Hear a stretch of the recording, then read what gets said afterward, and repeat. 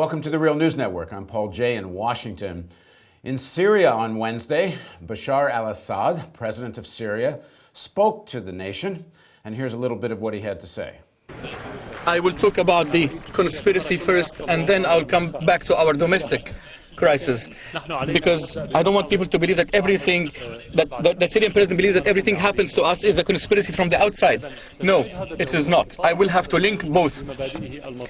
The maintaining that role with our principles has always made the enemies to try and weaken us as much as they can. I've always warned that success makes us feel assured, but you also, in the battles, you know who's your enemy.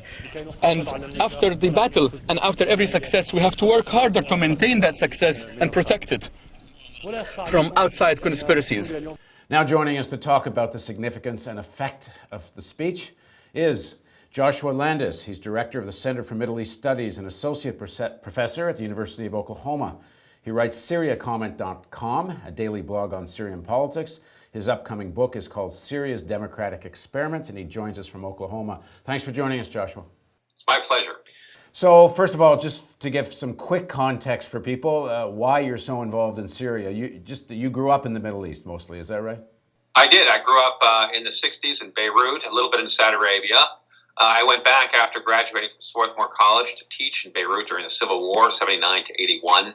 Then went to the University of Damascus as a Fulbright Fellow during the time of Hama and the Israeli invasion of Lebanon. And I've been going back and forth ever since. I'm married to a Syrian, and we spend summers as many as we can in Syria. Okay, so there's been dozens of killings of protesters over the last week or two. People were expecting that the Syrian president would come out and offer some concessions and reforms.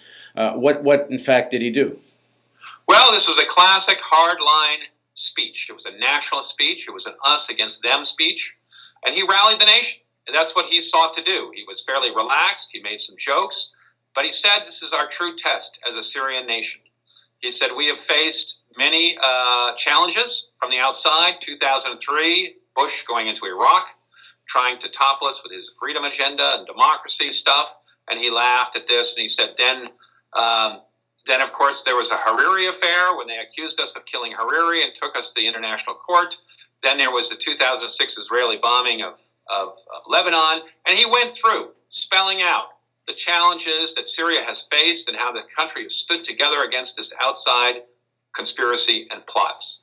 And he said, we've had to change our priorities and put off some of the reforms to the political party law, lifting emergency law, things that we have been studying, that we have talked about before, he said, but we need to do them quickly, but we cannot do them more quickly than we should, or that the country is ready for, given this environment. Now, it's a little soon after the speech, but do you get any sense of what reaction to it is or what you expect? My inbox and email was deluged with angry commentary, particularly from Syrians living outside of the country, who were furious. They said, how can he not be giving us the reforms? Because he didn't spell out reforms. He didn't lay out a new cabinet. He didn't say the emergency law was like, all this is under study.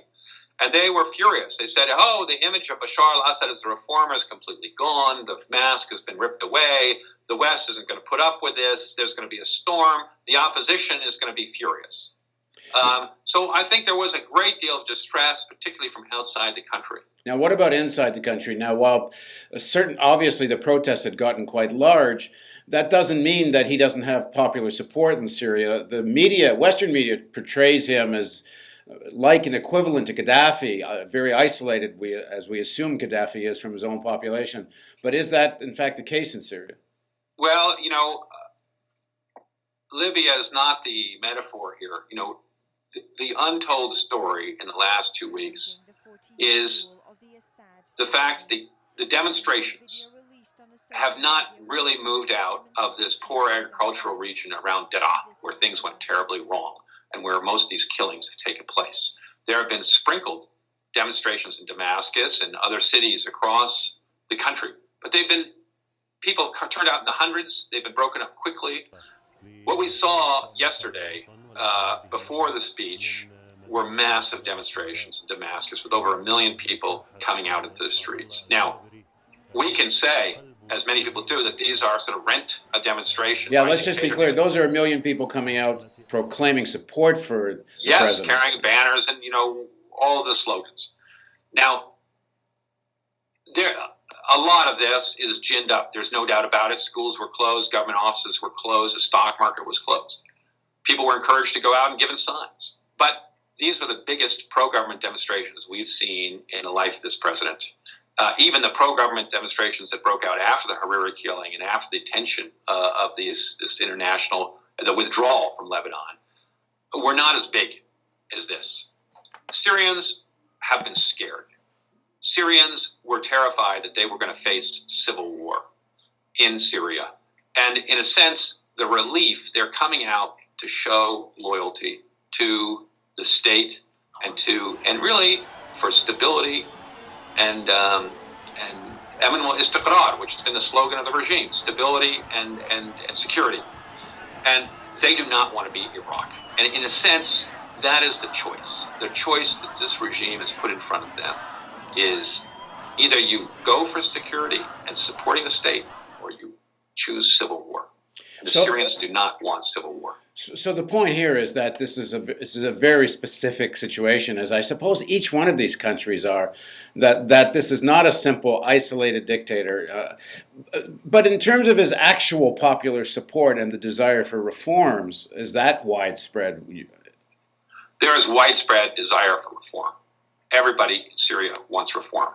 There is not enough job creation. There is a big youth bulge. 32% of Syrians live below the poverty line. That means on $2 a day or less. There has been a terrible drought for 4 years in the east of the country, which has hammered agricultural districts in the Jazeera, that's in northeast, and in the south, where we're seeing all these demonstrations in Daraa. The wheat crop has failed. Commodity prices have shot up in Syria. Inflation. Wheat prices have doubled in the last 2 years, but the average basket of food goods for Syrians has gone up 20%. Now, the average Syrian is spending half his salary on food alone. We don't understand this in the West.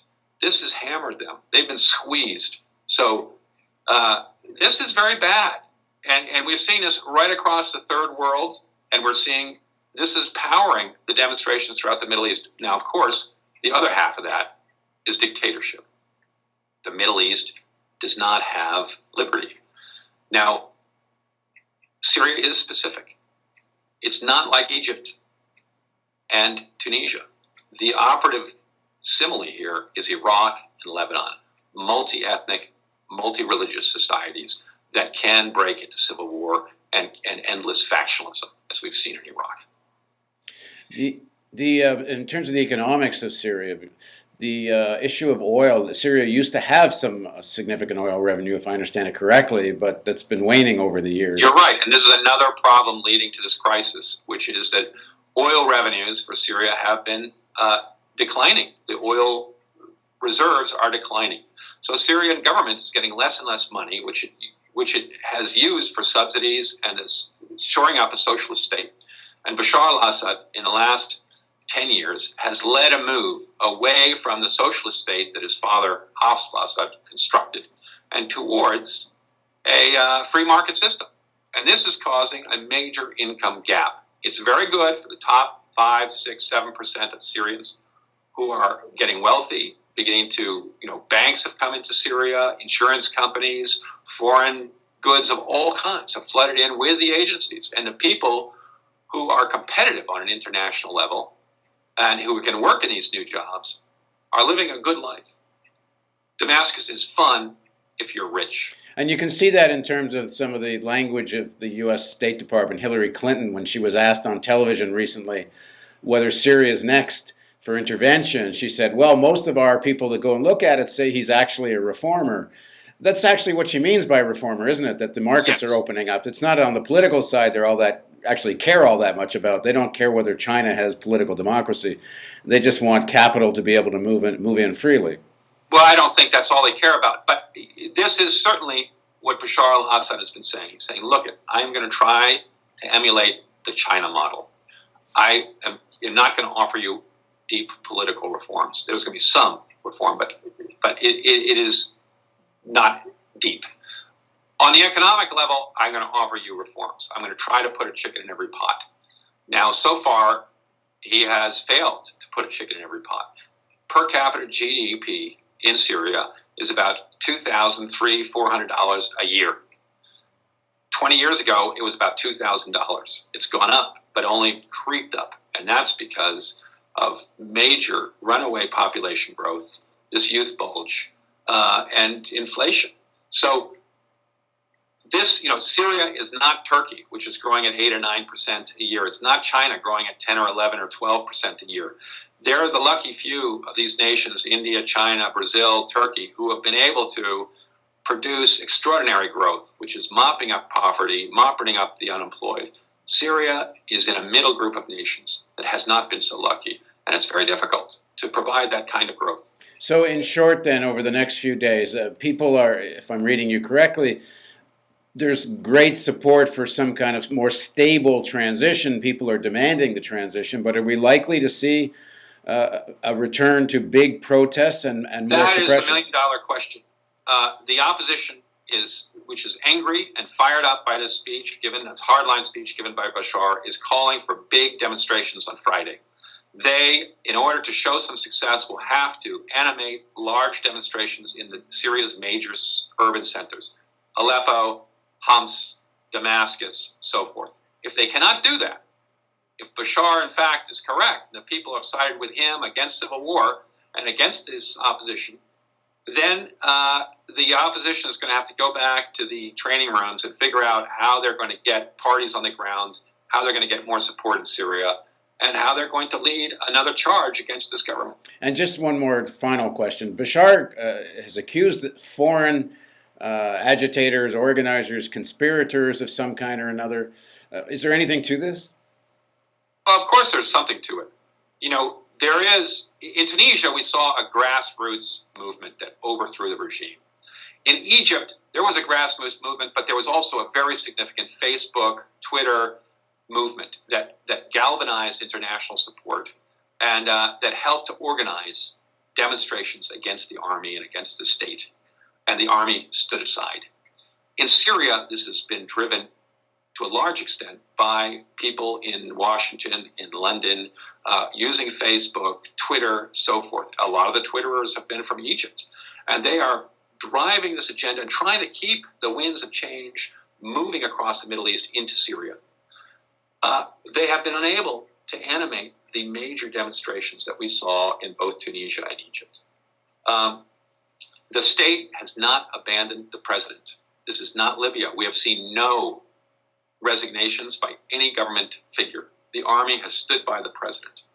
The cities, the urban Sunni elite, have stood by the president. The imams, the Sunni imams have come out, the major ones, and asked the people for calm and to give the president more time. Which is significant because the president, to a large extent, has been considered himself a sort of bastion of secularism against Islam extremism. Yes, he has. He's painted it very much that this is against the Muslim Brotherhood and Al-Qaeda and extremism and foreign plots. And so far, he has won this fight for the loyalty of Syrians. There are many people upset. There are many people who want to see more reform, but that has not prevailed. Thanks very much for joining us, Joshua. So it was a pleasure. Thank you for joining us on the Real News Network.